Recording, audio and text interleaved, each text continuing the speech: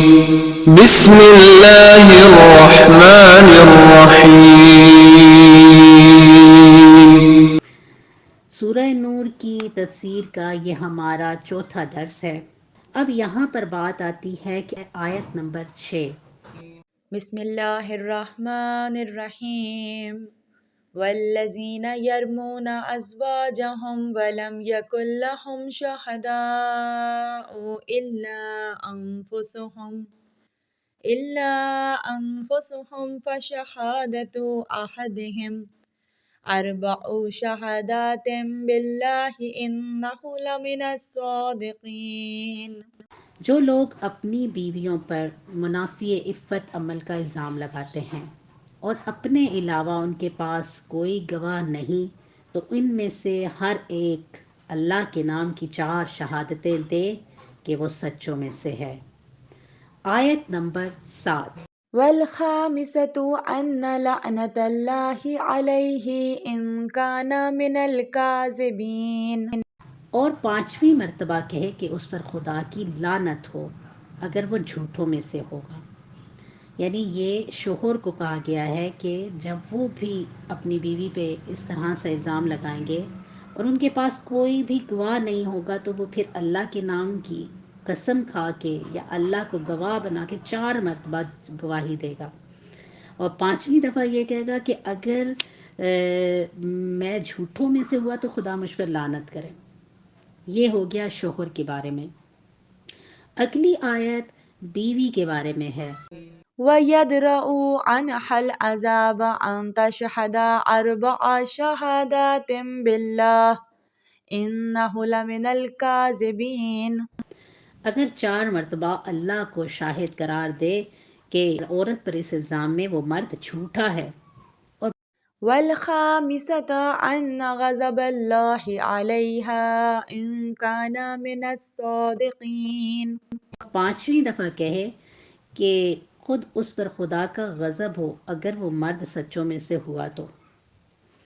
آیت نمبر 10 بیان کرتی ہے وَلَوْلَا فَضْلُ اللَّهِ عَلَيْكُمْ وَرَحْمَتُهُ وَأَنَّ اللَّهَ تَوَّابٌ حَكِيمٌ۔ کہ اگر خدا کا فضل اور رحمت تمہارے شامل حال نہ ہوتی اور یہ کہ وہ توبہ قبول کرنے والا اور حکیم ہے تو تم میں سے بہت سے عذاب الہی میں گرفتار ہو جاتے۔ یہ 5 آیتیں اکٹھی میں نے ان کا ترجمہ بیان کیا ہے کیونکہ یہ اکٹھی ہی ایک پورے قانون اور ایک حد اس کو بیان کرتی ہیں۔ ان کا شان نزول کچھ اس طرح سے ہے کہ ابن عباس سے منقول ہے۔ انصار کے سردار سعد ابن عبادہ رسول اللہ صلی اللہ علیہ وسلم کی خدمت میں موجود تھے۔ کچھ اور اصحاب بھی بیٹھے تھے۔ انہوں نے عرض کی یا رسول اللہ، اس منافی عفت عمل کی نسبت کسی کی طرف دینے کی سزا عدم ثبوت پر 80 کوڑے ہیں۔ جیسا کہ پہلے بھی بتایا کہ واقعاً اگر کوئی ثبوت نہیں پیش کرے گا تو اس کو 80 کوڑے لگائے جائیں گے۔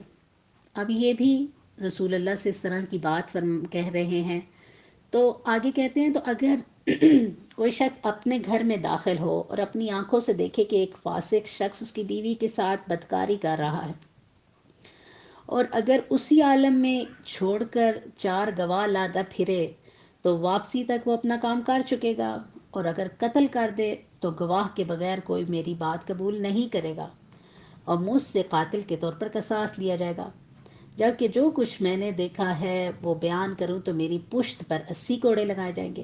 یعنی واقعاً وہ اس وقت جائے، اگر گواہ ڈھونڈے گا تو کام ہو چکا ہوگا، اور اگر وہ گواہ نہیں ڈھونڈے گا اس بندے کو پکڑ کے قتل کرے گا تو اس پہ قصاص ہوگا، اور اگر قتل نہ بھی کرے تو جیسا کہ قرآن کی آیت پہلے کہہ چکی ہے کہ کیونکہ اس کے پاس گواہ نہیں ہے تو اس کو 80 کوڑے لگائے جائیں گے۔ یا رسول اللہ، میرے باپ ماں باپ آپ پر قربان، خدا کی قسم میں جانتا ہوں کہ یہ حکم الہی ہے اور حق ہے، لیکن اس کے باوجود مجھے اس کی بنیاد پر ایک تعجب ہو رہا ہے اور میں اپنے ذہن میں اس سوال کو حل نہیں کر سکا۔ ابھی کچھ دیر گزری تھی کہ سعد کے چچا زاد بھائی حلال ابن امیہ دروازے سے داخل ہوا۔ اس نے رات کے وقت ایک فاسق شخص کو اپنی بیوی کے ساتھ دیکھا تھا اور بالکل اسی طرح کا معاملہ لے کر خدا کے رسول صلی اللہ علیہ وسلم کی خدمت میں آیا۔ اس نے صراحت سے کہا میں نے اپنی آنکھوں سے یہ کچھ دیکھا ہے، اپنے کان سے ان کی آواز سنی ہے۔ تو رسول اللہ صلی اللہ علیہ وسلم اتنے ناراحت ہوئے کہ ان کے چہرہ مبارک پر خشمگی کے آثار نمایاں ہوئے۔ حلال نے عرض کی کہ میں آپ کے چہرے پر ناراضگی کے آثار دیکھ رہا ہوں، لیکن خدا کی قسم میں سچا ہوں، میں نے کچھ بھی جھوٹ نہیں کہا، مجھے امید ہے اللہ اس کا مشکل کا حل نکالے گا۔ اس موقع پر رسول اللہ صلی اللہ علیہ وسلم پر وحی نازل ہوئی۔ قرآن نے اس مسئلے کا ایسا ہی حل پیش کیا کہ جو بہترین ہے اور عادلانہ بھی، اور وہ یہ کہ شوہر اپنے دعوے میں اگر سچا ہونے کے لیے اب 4 مرتبہ گواہی دے گا، کہ جیسے قرآن کہہ رہا ہے کہ جو لوگ اپنی بیویوں پر الزام لگاتے ہیں اور اپنے علاوہ ان کے پاس کوئی گواہ نہیں، تو دعویٰ کرنے والوں میں سے ہر شخص 4 مرتبہ اللہ کے نام کی شہادت دے کہ وہ سچوں میں سے ہے۔ اور اگلی آیت بھی کہتی ہے کہ 5ویں دفعہ کہے کہ اگر وہ جھوٹا ہو تو اس پر خدا کی لعنت ہو۔ یہاں پہ ہماری 2 آیتوں کی بات ہو جاتی ہے۔ اس کے بعد اب عورت کے لیے وہ 2 راستے ہیں، ایک یہ کہ وہ مرد کے الزام کی نفی نہ کرے اور اس کی بات کی تصدیق کرے، تو جیسا کہ اس آیات میں اب اس کے بعد والی آیات میں پھر زنا کی سزا کی بات بتائے گی، وہ پھر اس کو زنا کی سزا دی جائے گی۔ دوسرا راستہ عورت کے پاس یہ ہے کہ وہ سزا سے بچنے کے لیے 4 مرتبہ پھر اللہ کو گواہ قرار دے گی۔ آج کے درس کے لیے اتنا کافی ہے، انشاءاللہ اگلے درس تک کے لیے التماس سے دعا۔